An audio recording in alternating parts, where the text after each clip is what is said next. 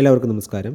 കൊല്ലവർഷം 1201 ചിങ്ങം 1 മുതൽ കർക്കിടകം 31 വരെയുള്ള ഒരു വർഷക്കാലത്ത് മേടം മുതൽ മീനം വരെയുള്ള 12 രാശിക്കാരെയും കാത്തിരിക്കുന്ന ഭാഗ്യങ്ങളെക്കുറിച്ചും നിങ്ങളുടെ ജോലി, തൊഴിൽ, സാമ്പത്തികം, വിവാഹം, ആരോഗ്യം തുടങ്ങിയ കാര്യങ്ങൾക്ക് ഗ്രഹങ്ങളുടെ സഞ്ചാരം അനുകൂലമാണോ എന്നും ഗ്രഹനില അനുകൂലമല്ലാത്ത രാശിക്കാർ ചെയ്യേണ്ട പരിഹാരങ്ങളെക്കുറിച്ചുമാണ് ഇന്ന് നമ്മൾ നോക്കാൻ പോകുന്നത്.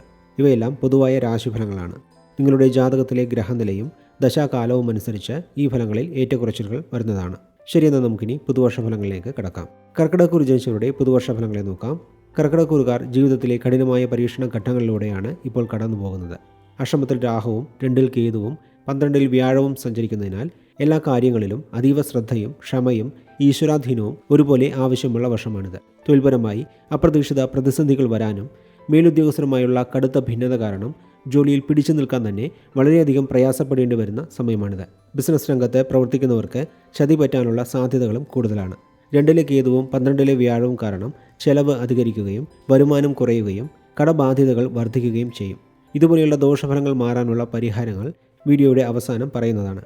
പുണർതം നാളിൻ്റെ അവസാന പാദത്തിൽ ജനിച്ചവർക്ക് നക്ഷത്രാധിപനായ വ്യാഴം പ്രതികൂലമായി സഞ്ചരിക്കുന്നതിനാൽ പല കാര്യങ്ങളിലും തെറ്റായ തീരുമാനങ്ങൾ എടുക്കാൻ സാധ്യതയുള്ള സമയമാണിത്. ചെലവുകൾ, അലച്ചിൽ, മാനസിക സമ്മർദ്ദം എന്നിവ അധികരിക്കും. വിദ്യാർത്ഥികൾക്ക് പഠനത്തിൽ ശ്രദ്ധ കേന്ദ്രീകരിക്കാൻ വളരെയധികം പ്രയാസമുണ്ടാകും. കുടുംബത്തിൽ സമാധാനക്കുറവ് അനുഭവപ്പെടും.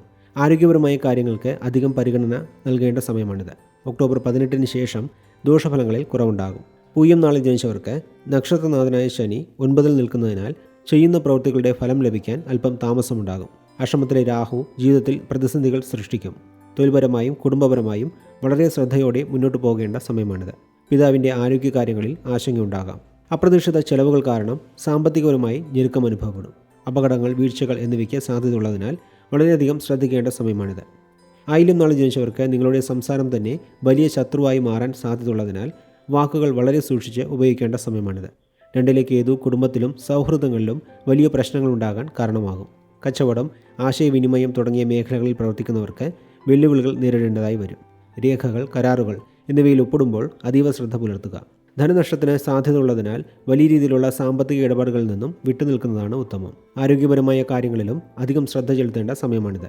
പരിഹാരങ്ങളെക്കുറിച്ച് നോക്കുമ്പോൾ രാഹുവിൻ്റെ ദോഷങ്ങൾ കുറയാൻ ഭദ്രകാളിയെ ഉപാസിക്കുന്നതും ചൊവ്വ, വെള്ളി എന്നീ ദിവസങ്ങളിൽ ദേവീക്ഷേത്ര ദർശനം നടത്തി നെയ്വിളക്ക്, രക്തപുഷ്പാഞ്ജലി എന്നിവ സമർപ്പിക്കുന്നതും അത്യുത്തമമാണ്.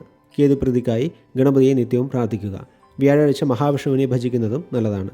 മൊത്തത്തിൽ നോക്കുമ്പോൾ കൊല്ലവർഷം 1201 കർക്കിടകക്കൂറുകാർക്ക് ജീവിതത്തിലെ കഠിനമായ പരീക്ഷണ ഘട്ടങ്ങളിൽ ഒന്നാണ്. ഈ വർഷം ഭൗതികമായ കാര്യങ്ങളെക്കാളും ആത്മീയപരമായ കാര്യങ്ങളിൽ ശ്രദ്ധ കേന്ദ്രീകരിച്ചാൽ ഈ കഠിനമായ കാലഘട്ടത്തെ അതിജീവിച്ച് ജീവിതത്തിൽ മുന്നേറാൻ സാധിക്കുന്നതാണ്.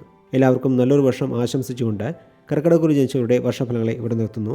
അടുത്ത വീഡിയോയിൽ ചിങ്ങക്കൂർ ജനിച്ചവരുടെ ഫലങ്ങളുമായി കാണാം. അതുവരെ എല്ലാവർക്കും നന്ദി, നമസ്കാരം.